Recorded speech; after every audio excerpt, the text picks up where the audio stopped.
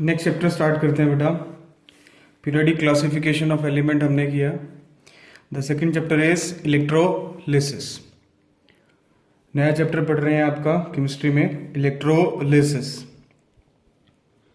Electrolysis basically एक term होती है बेटा। Electro means current, as you know. Lysis का मतलब होता है तोड़ना। अगर मैं किसी भी केमिकल रिएक्शन में करंट का यूज करता हूं बॉन्ड की ब्रेकिंग के लिए, that process is called electrolysis.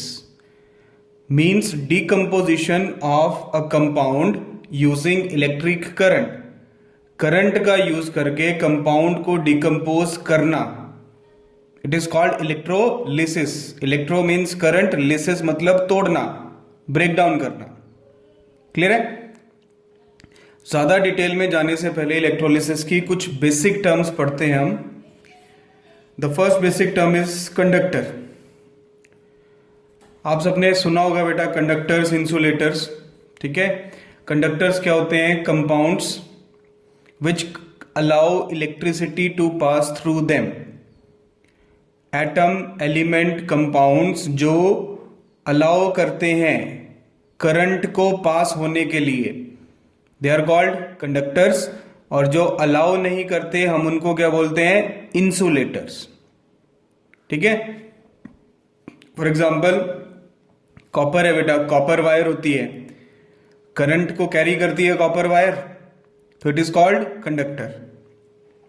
Plastic होता है, प्लास्टिक में से करंट फ्लो नहीं कर सकता, तो प्लास्टिक क्या हो गया? आपका इंसुलेटर और नॉन कंडक्टर। तो कंडक्टर क्या होते हैं? Which allow electricity to pass through them. जो इलेक्ट्रिसिटी को पास करने के लिए अलाउ करेंगे, they are called conductors. And those which do not allow are called non conductors और इंसुलेटर्स। क्लियर है बेटा? अब इलेक्ट्रोलिसिस जो टर्म है, इलेक्ट्रोलिसिस में हम इंसुलेटर के बारे में कुछ नहीं पढ़ेंगे। We are concerned with only conductors, and conductors can be classified into two categories: metallic conductor and electrolytic conductor. metallic conductor बेटा and electrolytic conductor.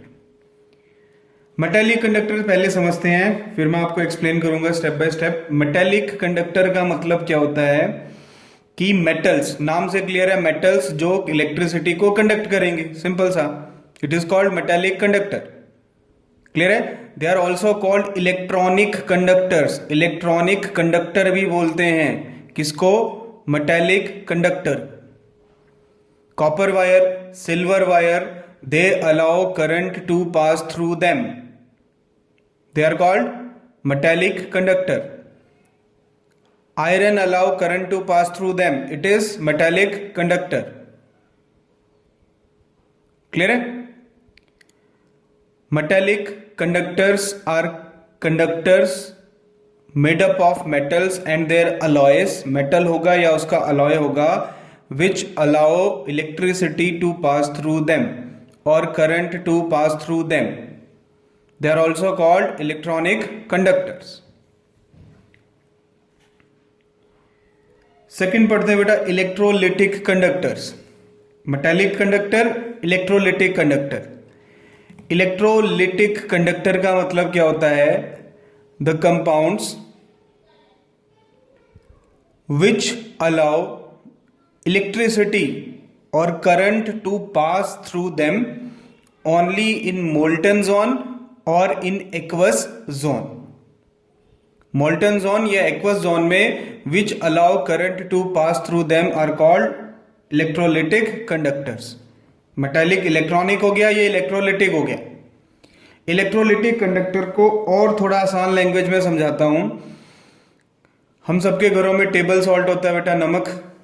नमक को जब हम वाटर में डिसॉल्व कर लेते हैं तो एक्वस सॉल्यूशन बन गया सॉल्ट का, it is called aqueous solution of NaCl. When a wire carrying current is put into this solution, clear है?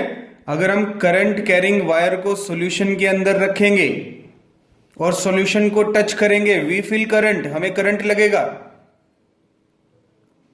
क्लियर है? ऐसा क्यों हुआ? बिकॉज जो सॉल्ट है, salt solution can act as conductor, it allow electron to pass through them, और flow of electron क्या होता है बेटा? करंट। आई बात समझ में? क्लियर है?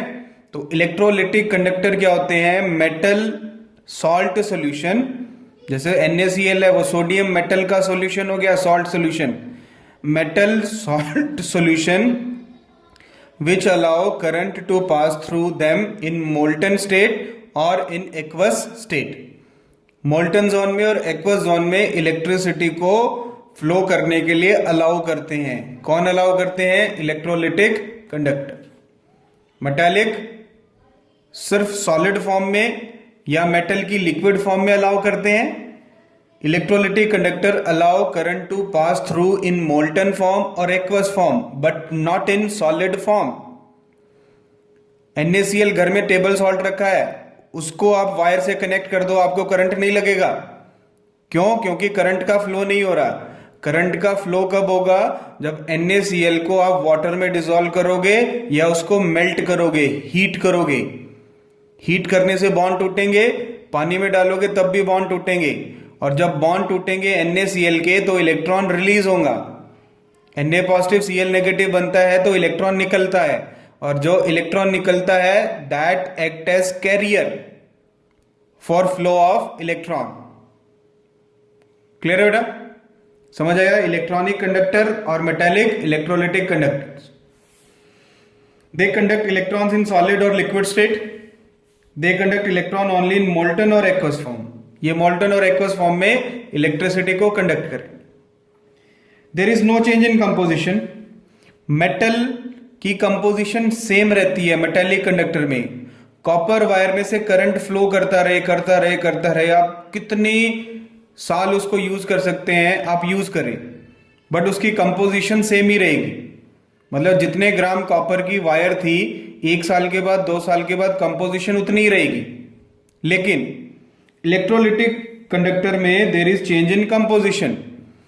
NaCl की कंपोजिशन चेंज होती रहेगी जैसे जैसे करंट उसमें से पास करेगा। और ऐसा क्यों होगा? चैप्टर में आगे आपको पढ़ाएंगे, हम वो प्रॉपरली एक्सप्लेन करूंगा कि ऐसा क्यों होता है। तो मेटालिक कंडक्टर में कंपोजिशन का चेंज नहीं आएगा, इलेक्ट्रोलिटिक कंडक्टर में कंपोजिशन का चेंज आएगा। एग्जाम्पल मेटल एंड अलॉयज, यहां पे एग्जाम्पल हो गए बेटा हमारे पास इलेक्ट्रोलाइट्स। क्लियर है? इलेक्ट्रोलिटिक कंडक्टर के लिए जो कंपाउंड यूज करते हैं हम, they are called electrolyte. Metallic conductor के लिए जो यूज होगा that is called metal. Clear है बेटा?